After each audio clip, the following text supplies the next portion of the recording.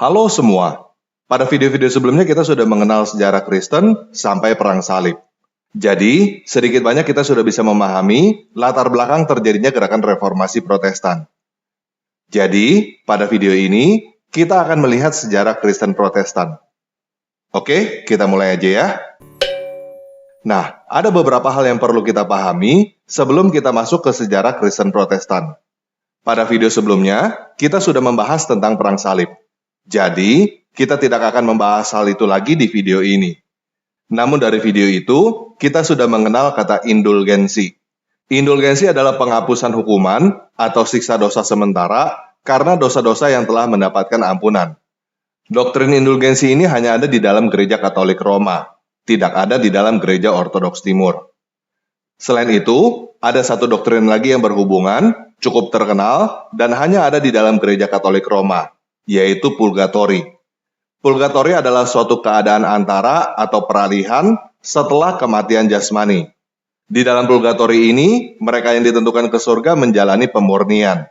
Dalam hal ini, mereka menjalani hukuman sementara akibat dosa di purgatori sebelum masuk ke surga. Doktrin ini juga hanya ada di Gereja Katolik Roma, tidak ada di Gereja Ortodoks Timur. Pada tahun 382, Alkitab diterjemahkan ke dalam bahasa Latin, yang pada waktu itu adalah bahasa yang digunakan oleh masyarakat Romawi Barat. Pada tahun 476, Romawi Barat dikalahkan oleh Odoacer. Odoacer adalah seseorang yang berasal dari suku Barbar. Setelah kejatuhan Romawi Barat, Eropa masuk ke zaman kegelapan. Pada zaman itu, peradaban bisa dikatakan berjalan mundur. Tidak ada aturan, semua orang berusaha menjadi raja, dan selalu terjadi perang antar suku. Kemudian, para raja berusaha mendapatkan pengesahan dari Gereja Katolik Roma. Bisa dikatakan, jika dapat pengesahan dari Gereja Katolik Roma, seakan sudah direstui oleh Tuhan. Pada tahun 800, Paus Leo III memahkotai Raja Frankis, Charlemagne sebagai kaisar. Pada tahun 962, Paus John ke-12 memahkotai Raja Jerman Otto pertama sebagai kaisar. Dan bisa dikatakan, semenjak itu berdirilah Kekaisaran Romawi Suci. Walaupun disebut Romawi, tetapi pada dasarnya kekaisaran ini tidak ada hubungan turunan dari Kekaisaran Romawi yang sebelumnya. Bahkan, bisa dikatakan kekaisaran ini sebenarnya adalah Kekaisaran Jerman. Nah, hubungan antara Paus sebagai pemimpin agama dan Raja atau Kaisar sebagai pemimpin sekuler bisa dikatakan adalah hubungan yang saling menguntungkan. Gereja mendapatkan keamanan dan kerajaan mendapatkan mandat dari Tuhan. Namun hal ini juga bisa dengan mudah disalahgunakan dan dipolitisasi. Contohnya, bisa terjadi sogok-menyogok atau kata halusnya tawar-menawar supaya mendapatkan pengakuan dari gereja. Ataupun, pemimpin gereja bisa dikudeta atau digantikan oleh orang lain dengan kekuatan militer dan demi kepentingan politik. Pada abad ke-14, mulai terjadi zaman Renaissance atau zaman pembaruan. Ada kemungkinan zaman ini terjadi karena kelaparan besar pada tahun 1315 sampai 1317 dan wabah kematian hitam yang membunuh antara 75 sampai 200 juta jiwa di seluruh dunia pada tahun 1346 sampai 1353. Hal ini membuat pola pikir manusia berubah. Manusia mulai berpikir, kenapa semua hal ini terjadi? Dan sejak saat itu, sastra, seni, ilmu pengetahuan, teknologi, filsafat, agama, dan lainnya meningkat drastis di Eropa. Pada abad ke-15, Alkitab masih berbahasa Latin dan disalin dengan tangan, sehingga Alkitab adalah barang langka yang hanya ada di tempat tertentu dan hanya dapat dibaca oleh orang-orang tertentu, sedangkan masyarakat menggunakan bahasa Jerman dan bahasa-bahasa lain. Pada tahun 1450, mesin cetak diciptakan. Nah, jadi itu latar belakang yang perlu kita ketahui untuk mengetahui kenapa terjadi gerakan reformasi Protestan. Gereja Katolik Roma dianggap sudah menyimpang dari ajaran Alkitab dan menyalahgunakan kekuasaan. Ketika kita berbicara tentang Protestan, orang pertama yang terlintas di dalam pikiran adalah Martin Luther. Namun, sebenarnya gerakan protes terhadap gereja Katolik ini sudah dimulai oleh John Wycliffe pada abad ke-14. John Wycliffe adalah seorang pengajar di Universitas Oxford, Inggris, yang dikenal sebagai filsuf, teolog, pengkhotbah, dan penerjemah. Dia mengkritisi kekuasaan paus yang terlalu besar dan kehidupan para biarawan yang korup. Dia mengajarkan bahwa orang Kristen seharusnya lebih mengandalkan Alkitab daripada mengandalkan pengajaran paus atau pemuka agama. Dia menolak doktrin indulgensi, purgatori, berdoa melalui orang suci, dan lain sebagainya. Pada tahun 1377, Wycliffe mendapatkan surat kecaman dari Paus Gregory ke-11. Pada tahun 1378, Wycliffe dipanggil ke Istana Lambeth untuk disidang, dan dia menulis 33 kesimpulan di dalam bahasa Latin dan Inggris sebagai pembelaan. Sidang terhadap Wycliffe tidak dilanjutkan karena Paus Gregory ke-11 meninggal. Namun, setelah itu Wycliffe diasingkan.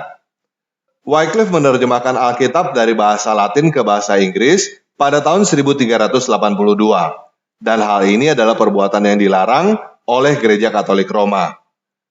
Pada tahun 1384, Wycliffe meninggal.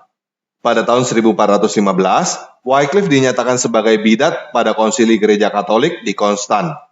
Konsili itu memutuskan bahwa karya tulis Wycliffe harus dibakar dan mayatnya tidak boleh dibiarkan di dalam tanah.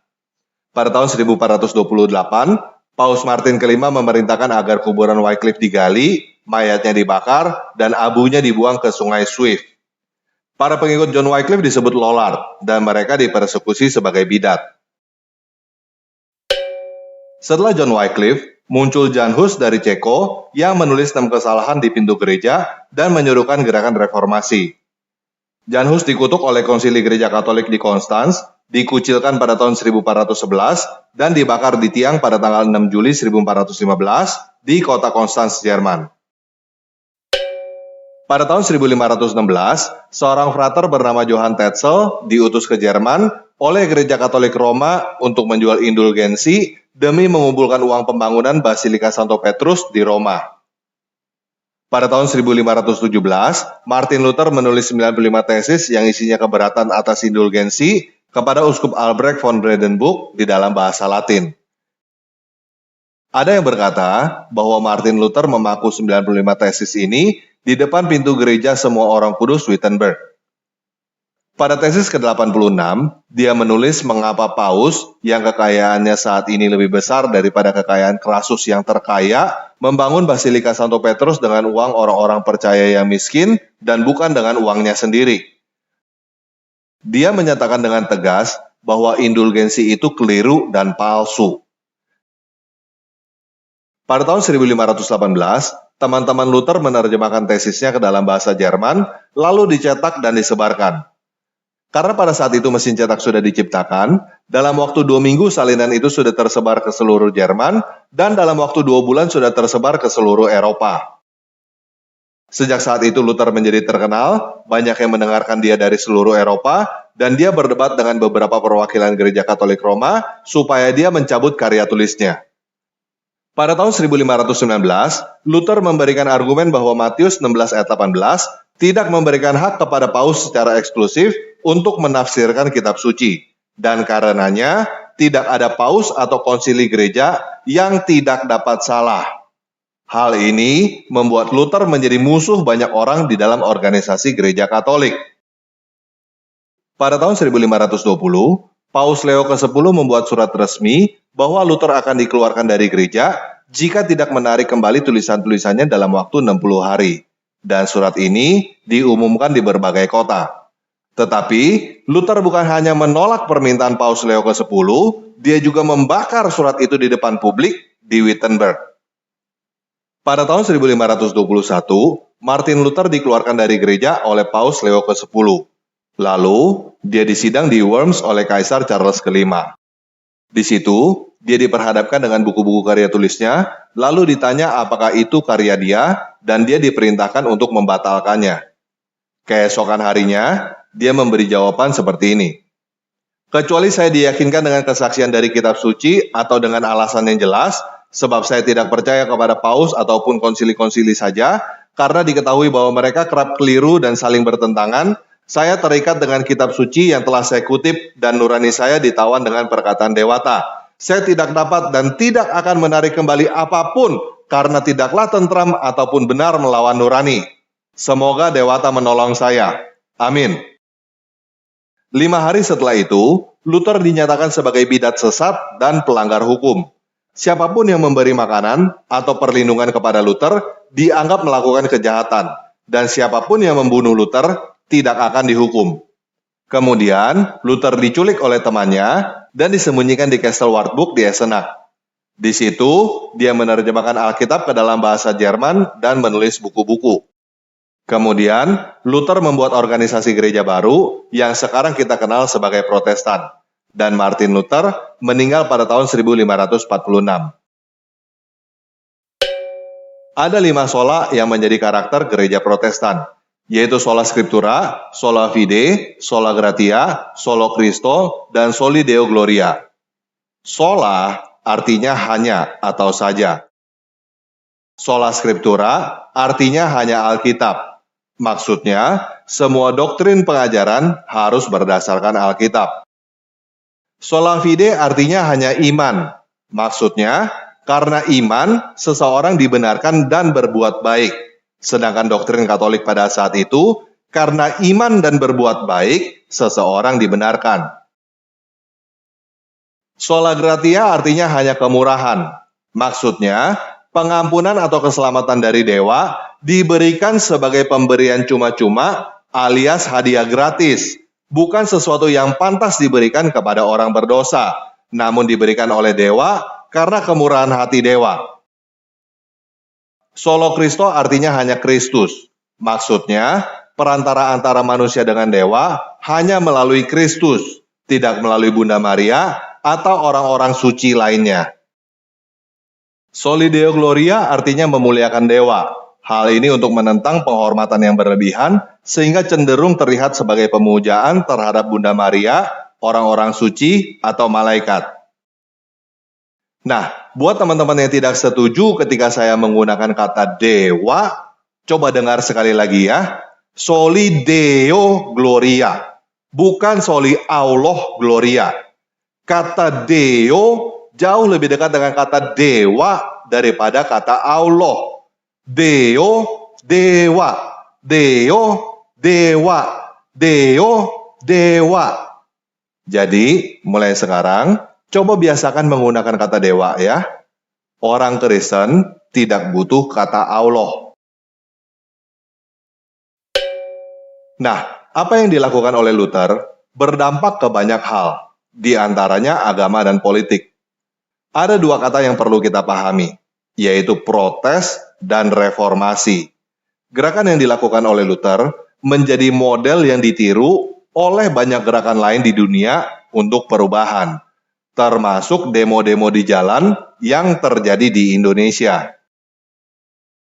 Alkitab yang tadinya hanya bisa dibaca oleh segelintir orang karena langka, berbahasa Latin yang sudah tidak populer, dan dilarang dibaca orang awam oleh pemimpin gereja, menjadi bisa dibaca oleh siapapun karena terjemahan Luther dan mesin cetak. Semua orang bisa membaca Alkitab, bisa dikatakan sebagai hal yang baik bagi sebagian orang, namun juga bisa dikatakan tidak baik oleh sebagian orang yang lain. Tergantung kita mau lihat dari sudut pandang yang mana. Tidak baiknya adalah semua orang jadi bisa menafsirkan Alkitab seenaknya sendiri. Pada zaman itu mengakibatkan pemberontakan terhadap gereja Katolik dan perang sipil. Kita juga bisa melihat begitu banyaknya denominasi Kristen yang ada sekarang ini, tidak ada keseragaman, tidak ada kesatuan. Semua orang berkata tafsir saya yang paling benar. Tetapi, di sisi lain, manusia jadi tidak dijajah atau dibodohi oleh pemuka agama. Manusia tidak lagi percaya buta apa kata pemuka agama. Alkitab menjadi bahan penelitian di dalam berbagai bidang secara kritis, di antaranya sejarah, arkeologi, hukum, sains, dan lain sebagainya. Pengetahuan manusia menjadi bertambah, yang artinya manusia menjadi bertambah pintar. Alkitab terus-menerus dipertanyakan dan diuji. Walaupun ada yang mengambil kesimpulan tidak ada kebenaran sejati, ada yang menjadi anti-agama, ada yang menjadi ateis juga, namun populasi Kristen pun meningkat drastis dalam bentuk berbagai denominasi. Dan gereja Katolik pun mengalami reformasi dari dalam yang menjadikannya lebih baik daripada sebelumnya. Gerakan reformasi Protestan ini bisa dikatakan merupakan salah satu titik balik yang membuat Eropa menjadi lebih maju dalam berbagai bidang. Anti-monopoli, kebebasan beragama, dan bahkan kebebasan perbudakan juga adalah dampak dari gerakan reformasi Protestan. Satu hal yang perlu kita catat dari semua ini adalah agama Kristen tidak memerlukan percaya buta. Agama Kristen tidak takut untuk diuji dan dipertanyakan. Jika agama kamu mengharuskan kamu percaya buta dan tidak boleh dipertanyakan, coba pertanyakan agama kamu itu. Jika agama kamu itu memang agama yang benar, maka seharusnya agama kamu tidak perlu takut untuk dipertanyakan. Jika agama kamu tidak boleh dipertanyakan, maka agama kamu bukan agama yang benar. Itu hanya penipuan dan penjajahan dengan menggunakan agama. Oke, sekian video kali ini. Yesus Kristus penguasa saya memberkati kita.